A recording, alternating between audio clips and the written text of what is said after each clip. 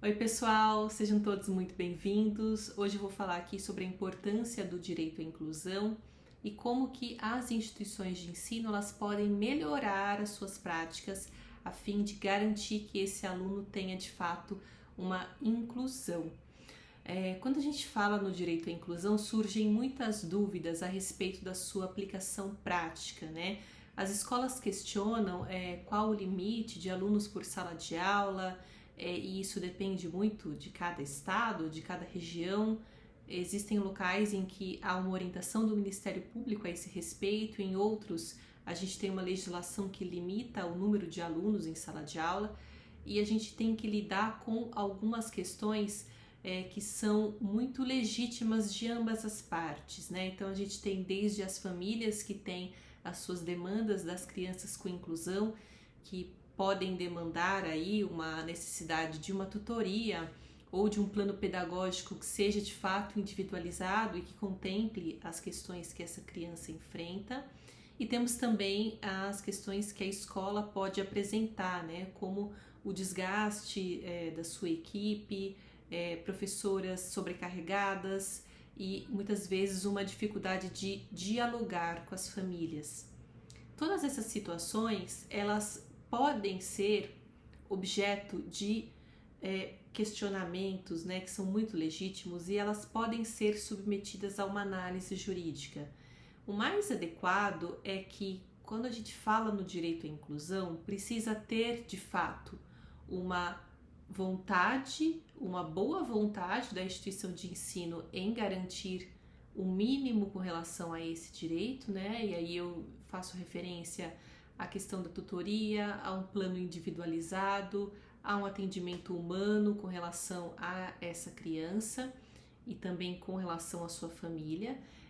Mas ao mesmo tempo a gente também precisa melhorar algumas ferramentas de comunicação, de como que isso tudo vai ser feito, de como que precisa ser feitas as comunicações com os pais, especialmente as famílias que demandam da escola e que levantam questionamentos sobre questões que talvez nem sejam tão pertinentes, né, à da criança. Então são situações que a escola pode adotar por meio de um protocolo. Ela precisa entender que a gestão escolar ela é muito importante a gente trabalhar junto com a inclusão. Então, a inclusão não é só colocar a criança na escola, é permitir que ela continue naquele ambiente escolar com qualidade. A escola e a família precisam andar juntos nesse processo.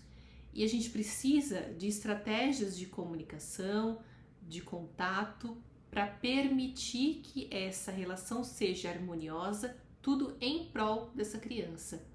Então, a gente precisa entender que a escola ela pode adotar algumas ferramentas, inclusive de treinamento de pessoal e criação de protocolos, para que a sua comunidade escolar, os seus funcionários tenham ferramentas necessárias para lidar com os desafios da criança com inclusão e não só isso, com o desafio da diferença.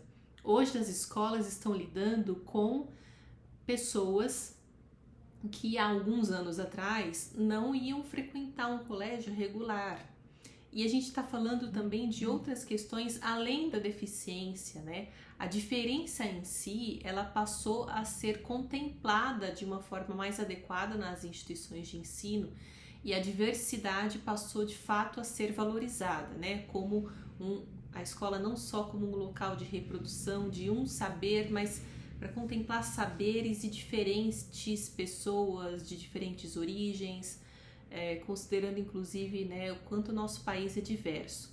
Então, são elementos que a escola pode contemplar e é muito interessante que ela trabalhe com o método e com esse apoio jurídico para, inclusive, fazer um projeto, um planejamento que dê esse direcionamento e segurança à sua equipe. É bem importante ter clareza na comunicação e sobre os procedimentos. Por isso que é muito importante garantir esse fluxo. Trabalhamos com essas questões e me coloco à disposição para conversar a respeito do assunto. É isso, pessoal. Um abraço a todos. Até mais.